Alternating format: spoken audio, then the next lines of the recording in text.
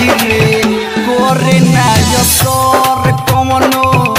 सुइया दबाई दर्द बिजोड़ करे अब ना सहाई चढ़ल जवानी के गरमी नहीं उतारे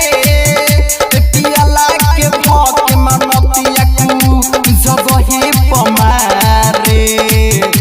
सखीर सैया हमार कोके उघारे पियला के भक मनतिया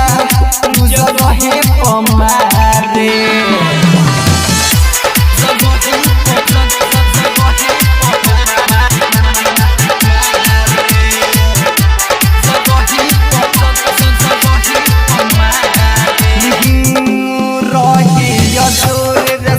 कोइले पूरा हॉल रे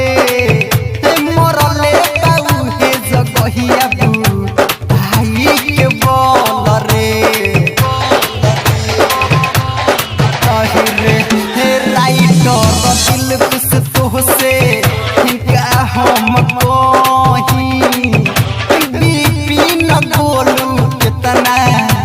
दर्द सही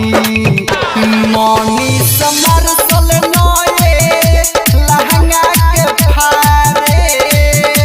पियला के भक मनतिया कु जगहे पमारे